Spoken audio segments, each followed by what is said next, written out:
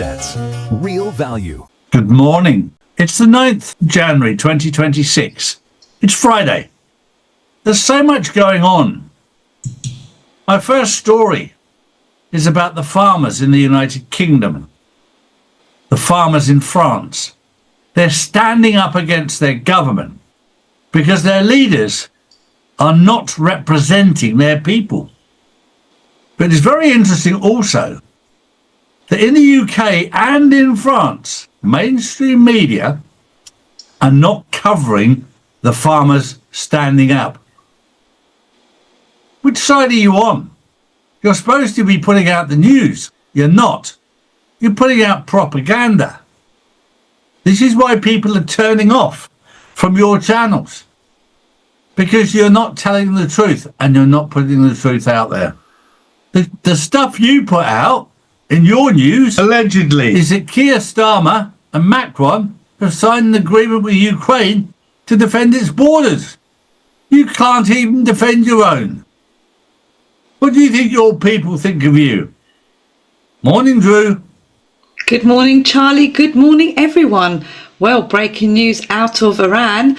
Overnight, major protests are unfolding across the country with a massive crowd reported on the streets of Tehran.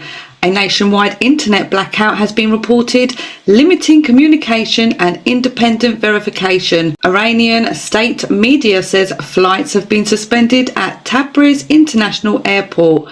Human rights group report more than 340 protests across all 31 provinces, with at least 34 protesters and 2 security officers killed and over 2,000 arrests. Multiple Iranian state and semi-official media outlets are also reportedly down or experiencing outages. We're misled as to what Iran is all about. Yes, they've got extremist problems in Iran. I get that. But we've got extremist problems in Europe. We've got extremist problems in the UK. But we're rather quiet about that. The one thing that Iran is doing right now is it's dealing with his extremists, Islamic extremists. They're dealing with them. We're not. We're encouraging them. It's time to wake up to what's really going on. There's a young man in America called Nick Fuentes. Some people love him. Some people hate him. He's a bit like Andrew Tate. He says it as it is. And sometimes it goes against the grain. But this is, like Andrew, this is another actor in the movie that is playing a key role in exposing what's good and what's bad in the Middle East. Drew.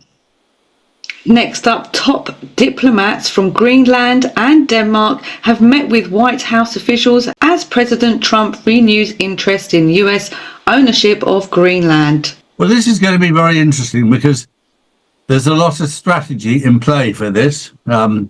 Very close to Russia, very close to America. And this will be very interesting to see how this is settled. Because if America takes control of Greenland, which it will, that's the end of NATO. And I said to you a long time ago, NATO's days are over, like the EU, like the UN. They're all coming to an end. What I didn't know was how they were going to come to an end. And this is what we're seeing in plain sight. That was the news. We'll see you tomorrow on the Insider's Club. Have a good day. Bye-bye.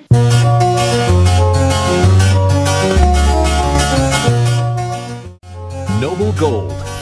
Real assets, real value.